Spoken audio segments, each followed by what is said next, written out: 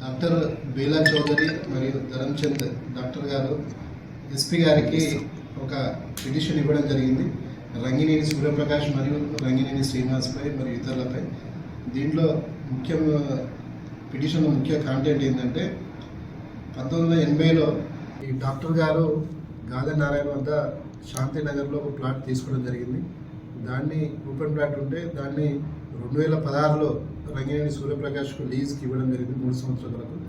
ఆ 3 సంవత్సరాలకు temporary structure కట్టుకొని దాని తర్వాత ఎక్స్టెండ్ చేసుకుంటూ వచ్చి ఎటువంటి మున్సిపాలిటీ పర్మిషన్ లేకుండా కన్స్ట్రక్షన్స్ కట్టి దాని తర్వాత ఇతను ఏం చేశాడంటే రంగినేని శ్రీనివాస్ యొక్క ప్లాన్ ప్రకారం మున్సిపాలిటీలో 1983లో రంగినేని సూర్యప్రకాష్కు ఒక ప్రొసీడింగ్ ఉన్నట్టు అప్పుడున్న మున్సిపల్ చైర్మన్ లక్ష్మణ్ మరియు అప్పుడున్న కౌన్సిలర్లు ఫేక్ సంతకాలు పెట్టి స్టాంప్స్ క్రియేట్ చేసి ఒక ఫేక్ పట్ట క్రియేట్ చేయడం జరిగింది.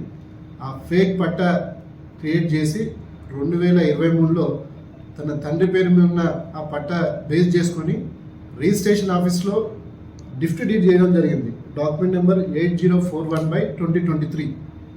ధరంచంద్ వాళ్ళ ఓపెన్ ప్లాట్నే వీళ్ళు ఒక ఫేక్ డాక్యుమెంట్ క్రియేట్ చేసి 1983లో వీళ్ళ ఫాదర్కి ఇచ్చినట్టు ఒక ఫేక్ డాక్యుమెంట్ క్రియేట్ చేసి ఇది 23లో ఇతన్ని గిఫ్ట్ డీడ్ చేసుకోవడం జరిగింది.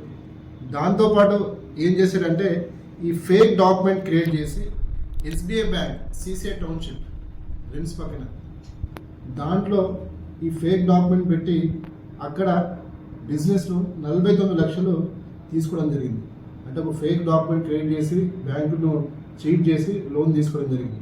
దానిపై మేము విచారణ జరిపి కేసు నమోదు చేసి నిన్ను రంగినేని శ్రీనివాస్ను అరెస్ట్ చేయడం జరిగింది. ఈ అరెస్ట్తో పాటు అతనికి కోర్టులో ప్రొడ్యూస్ చేయడం జరిగింది. దీంట్లో రంగినేని సూర్యప్రకాష్ పరారులో ఉన్నారు. ఇంకా ఇతరులపై కూడా మేము ఇన్వెస్టిగేషన్ చేస్తున్నాం. బ్యాంక్ అఫీషియల్స్లో ఇలా ఏమైనా సూత్రధారులు పాత్రధారులు ఎవరు ఉంటే మున్సిపాలిటీ నుంచి ఎవరు ఉన్నారో కూడా ఆ కోణంలో కూడా దర్యాప్తు చేస్తున్నాం. ఇటువంటి ఫేక్ పట్టాలు చాలా క్రియేట్ అవుతున్నాయి. లాస్ట్ ఒక 20 days బ్యాక్ కూడా గుప్తాపూర్ చెందిన పుష్పలత అనేది కూడా సేమ్ ఇటువంటి లక్ష్మణ్ రావు చైర్మన్ ఉన్నప్పుడు ఒక ఫేక్ పట్ట ఇవన్నీ చూస్తుంది. కాబట్టి ప్రజలందరూ కూడా జాగ్రత్తగా ఉండాలి.